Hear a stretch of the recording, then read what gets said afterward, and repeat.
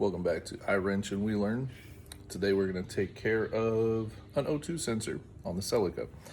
Celica's been doing some rough idling after it gets hot. So like say we drive it for 30-45 minutes, get to a stoplight. Occasionally it will idle down to the point where it'll stall out, it'll fire back up, and it drives on just fine like on the freeway. But if you have to slow down and stop after 45 minutes to an hour of driving, you have issues with that where it'll surge and then it'll drop down and die out. And one of the online forums that I've been looking through, actually a couple of them, suggested that the O2 sensor, which is underneath that cover right there, can, when it gets old, and this is, 30 something years old, will just stop working correctly. It'll get too hot, things like that. So this morning we're gonna zip that cover off. I got the O2 sensor. They had them at AutoZone actually in stock on my way home, so grab one of those and hopefully it'll fit with the connectors and all that jazz. It says it fits. Sometimes I do, sometimes I don't. So that's what we're working on today. Hopefully that will take care of things, make this run a little bit better. I do still need to work on the accelerator cable. That's gonna be a job. I don't think it's gonna be terrible from the research I've done, but we're gonna focus on the O2 sensor, see if it gets this running a little smoother, a little cleaner, and then we'll go from there. So today's job, O2 sensor. Not terribly bad job in theory. We'll be back with updates. First things first, when you're starting a project like this, disconnect your battery cable, which I did. And then I went ahead and checked real quick. These are all 12mm nuts, so we're gonna, or bolts I should say. So we'll get these bad boys off. Apparently that socket's set the wrong direction. So we'll crack these all loose. That was nice and loose. I actually sprayed PB Blaster on these last night, so it's had a good bit of time to sit. That one came off nicely. This one's gonna be awkward to get to because of this big hook for a motor puller. Still came loose pretty well. And we got one left to make sure we get loose. This is one of the things that'll go away, that silly cable there. But I need to research that a little bit more because it goes into the firewall kind of up towards the top. So I think this just, I'm still trying to figure that out. I believe this is what connects and tells the cruise control module, that's this thing, what speed you have it set at when you hit the cruise control. And I won't be using that because the cruise control does not work anyways. And the way to get this accelerator cable out is to remove your cruise control module, which is a vacuum controlled cruise control module. I don't know if there's a way to save those or not. I really don't know. But this one for sure doesn't work, and you can just run your accelerator cable straight from your gas pedal up and around through the back and then route it directly to the intake or into the, sorry about that, into that little assembly right there. So that's what the plan will be. Again, I want to do a tiny bit more research, but you can see it's getting nice and stretched and it's frayed, and that's not bueno. And you can tell when you hit the gas, it's pulling from that unit and pulling out through the bottom of that unit, and it's just not super responsive. So we're going to try to get that fixed. Probably not today, but hopefully in the near future. So I'm going to take out the rest of these bolts, or the rest of the way off, and then we'll show you what's underneath. Alrighty,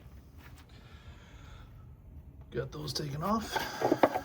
Pull this cover off. This is your heat shield for your head bolts, exhaust, head bolts, wow, for your exhaust manifold, which is this guy. Got a nice gasket here. Dipstick, oil checker. So O2 sensor, look, I don't have the manual that has all the stuff on it. I was led to believe it was underneath this heat shield cover on the downpipe going out, which seemed like an odd spot to me, and it's not there, so I think it was an odd spot. So I probably need to get this thing up in the air, crawl under it, and I'm gonna guess it's down a little farther back. They're normally closer to the catalytic converter, so this is not shocking me. I was just hoping it would actually be right there where I didn't expect it to be, but thought it was according to some internet research. So, joke's on me. I did get that cover off, like I said. I'll put that back on now in a second because apparently I don't need that. And then we'll get the car up in the air and then we'll come back and show you where the actual O2 sensor is. Whoops. Again, this is why it's called I wrench and we learn. Okay, folks, put the car up on ramps. We got our exhaust pipe here, and right there is the O2 sensor. This is going to be far less pleasant than I had hoped because I can probably barely fit my hand in there. I can get my hand to it, but I'm not sure about getting any tools onto it, and I keep exploring, hoping that there's a reach around spot. Might be able to reach in through that way to grab a socket. I don't know, we're gonna find out. It's gonna be entertaining one way or the other. So that's the O2 sensor. On the bottom of the oil pan. I'm gonna have to do some research on what this pulley is running to, because I can see some, it would appear to be some oil spattering back there. Never looked at that before because I've never been down at this angle of the vehicle, but I'll get my light. I have to figure out some stuff. There's definitely a drip of some sort down there or back there. We'll sort that out later because that's not what we're trying to do today.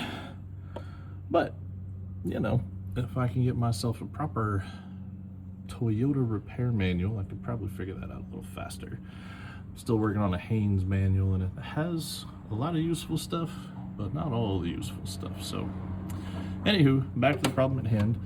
I will be doing some cool contortioning and getting myself, there goes my light, getting myself some manner of madness to get to that O2 sensor up there. Might even just go the simplest route because this has a big hole in it. I knew we had an exhaust leak, but it's kind of funny. Now that I can see under the vehicle, it's pretty obvious where that is. So maybe take a couple of extra things out, pull this out to where I can reach it, and then get the O2 sensor out. Not super sure. We'll get back to you in a minute once we figure out my life. Good luck, I say. Ladies and gentlemen, we're back. As you can see, this O2 sensor has been removed. Holy smokes. So this is 37 years old, I think, by my estimations of the vehicle being a 1989 Celica. Pretty sure it's original, and my best bit of evidence for that is when I Googled this using the old eBay, I found an exact replica of this, which has, I mean, it looks exactly the same as the one from the original listing, but this here socket with a nice cutout on the side is designed specifically to take out O2 sensors, because you can slot them right across the top of this right here like so, and then you can push it right down into the seat like so, and this you can just tuck in the wiring into that, and then you can really just pinch down on this, get a good bite on it, twist it out. Or if it's a dead one and you know you're replacing it, you just snip the wires off, slide this over it, take it out. If you noticed or didn't, there's not a single bit of what looks like a nut on the base of that is what that socket sits into. This bad boy's old.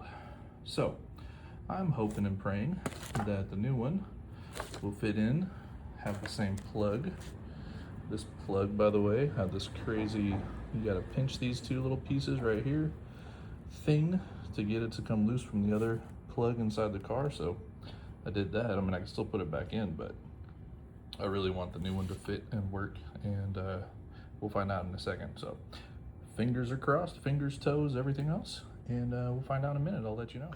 I don't know what I was worried about. It's not like I've had parts in the computer lie to me saying that they'll fit. That fits perfectly there. I can show you, oh, this is just a little piece of the housing that holds these nuts in place, that keeps the whole assembly attached to the top of the exhaust pipe that you can't really fit your arm into. Maybe it's because I'm American and have a gargantuan arm and I was built for smaller bodied people. Probably not the case, but I'm gonna say that's a good excuse. So that fits, that'll sit there nicely. I also checked, don't worry about the bowl of lighter fluid. My son was resurrecting an old lighter. These two are the same. It's even got the same crazy clip connection there. So we are going to take what looks like a very different setup for an O2 sensor than these modern ones and slap this back together and see what happens. Oh, and getting it out while I collect all the parts. A neat thing I discovered there is, well, one of my friends reminded me, use heat. I've been using juice, spraying these down with PB Blaster, trying to get these nuts cracked loose. These bad boys were basically torched in place. Sprayed it down, I fixed the exhaust leak, which I will show y'all what that was in a minute, and snap this all back together. Yeah, good news. It means we can get this installed and hopefully we'll have much better running engine. Alrighty folks, reinstalled. That's the new one. Clip is clipped. Cord's a tiny bit longer, but aside from that, fit in there pretty smoothly. I was at the point where I was about to start busting out this brace piece just to give my monkey arms a little bit more room to get themselves up in there. But that is tucked in, it is secured, clip in perfectly, no issues there. And as for the exhaust leak, I really don't remember if I showed y'all this when I discovered it just yesterday. That nice golden nut, that nice gold reflective nut, neither one of those existed. Only that old rusty one right there, and that old rusty one was halfway off. So there was half of a nut holding the entire collection tube, goes from the exhaust manifold into the exhaust. So that was gapped open by like a ½ inch. Makes for exhaust leak sound, you know, cool. So I had to go find me a couple of nuts, got those tightened up, and then getting this bad boy out the way that the those two, well, you can't use, where'd he go? Sorry, I'm showing you the wrong thing. That guy, seeing how the light's over here. Seeing how you can't use the socket on the old style one, I had to actually take the two nuts off the base that hold the piece in place there, and had to run the car for a little bit. So I had to get the exhaust leak patched up because it was just hanging off in order to get the car to run for a little bit with some PB Blaster and get all that stuff done. So anywho, that's done now. It's all back together. Exhaust leak is taken care of, and I guess the next step would be to fire back up and make sure it all works. I would also be remiss if I didn't shout out my favorite tool today. That little guy is just a miniature miniature socket wrench. The socket itself is a 12 mil, easy, but look at how much little bit of grip there is on that. I still nearly broke my wrist, on one of the nuts because it was so tight even after the heat and the juice. The other one came out pretty easy. The last one I had to like just about rip my arm in half, but I couldn't fit even this size, and this is not a big one, socket wrench in there. I had to get the little tiny stubby out just to be able to get something in there that I could put my entire hand on and then use my width and girth and arms and whatever else to crack that loose. So by the way, use that. And I have looked, some of these motors on the exhaust manifold where I had looked the first time in the first place have an O2 sensor. I'm not sure which motor that is. There was probably a lot of motion sickness right there, sorry. There's an O2 sensor, comes out right underneath this on some of these vehicles, and I'm not sure which version that is or which model. I'll try to do some research. You'll probably do research. It's not hard to figure out. There's just a couple of nuts right there, and you unscrew those and O2 sensor pops out. It's probably underneath this. Well, actually you can see on this. So this is similar in design. You'd have these four, what almost were holes in this. It looks like somebody maybe even tried to drill it out thinking there was an O2 sensor under it. I don't know, that's crazy. But this is where it's located on some vehicles. I think some of these motors have an upstream and downstream. Mine is just the downstream, the one down there by the catalytic converter. Tis a mystery for another day, and that day is not today. So anyways, don't think I'm totally crazy. I went back and looked. There's definitely some that have it here. I saw some videos or a video, and I'm thinking it's just an older version of this vehicle, not the 89. I don't know. My bad, y'all. But if you're gonna do this and you don't have the O2 sensor up here and yours is down there underneath where mine was located, get yourself that stubby little socket wrench. It'll make your life so much better. And run the car for a little bit. Not enough to like make the exhaust pipe scorching hot where you burn your flesh every time you bump it, but enough, you know, get it warmed up a little bit. It's not so bad that I couldn't put my arm on it if I had to, but it's toasty. So yeah, I'm gonna reconnect my battery here. Okay, done. I probably should put a bolt in that, shouldn't I? Tighten that up a little bit. I kind of forgot that I hadn't done that yet until I went to disconnect the battery yesterday. Yeah, this turned into a 2-day project. It is what it is. Yeah,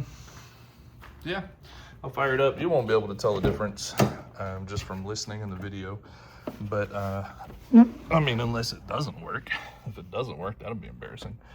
But it should sound exactly the same right now. It was just after it runs and gets hot that you can really tell the difference. Okay. I guess good news, the check engine light did not come on. It's kind of important. Fired up on the first try. Also good news. I have a vehicle parked behind me, so I can't just take it out and drive it up and down the road a little bit to see. And if you remember at the beginning of this video, which for me was like a day and a half ago, it feels like, it doesn't really have symptoms until you've driven it for more than 30 to 45 minutes, and then it'll start to kind of act a little suspicious, do the little stalling out when it's dying. But the fact that that O2 sensor was 37 years old, I double checked my math, it is 37 years old. Kind of crazy to me. So I'm pretty sure that's going to help just a tad. The exhaust leak is gone. It's nice. You wouldn't really necessarily hear that in here, but I would have heard it, and it kind of makes me chuckle that that was so easy. So guys and gals, I am covered in sweat for an hour's worth of work because it's freaking hot in Houston, and I probably should invest in a fan in my garage, but you know, that's what a smart person would do. So I'm gonna let this run. I'm gonna back my wife's vehicle out of the driveway while this is just idling. I'll take it for a little tootle around the neighborhood, bring it back. That won't be enough to really test it yet either, but just kind of want to see how it handles, see if I can tell any difference whatsoever. The next challenge / project is going to be replacing that accelerator cable, but that means I've got to be able to do contortionist work to get down there to the throttle pedal.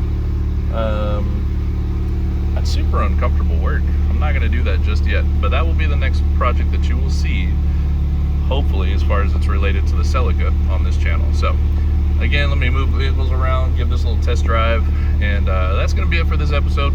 It's running, it works, and yeah, I'm excited about that. That turned into a far worse job than I expected. Now that I know about it, wouldn't be quite so hard to do in the future, but hopefully this helps save someone a little bit of time with the O2 sensor on this here GTS. All right, thanks for watching. iWrench. We all learned. Hopefully I've saved someone some headache, because I learned a lot. We'll talk to you later.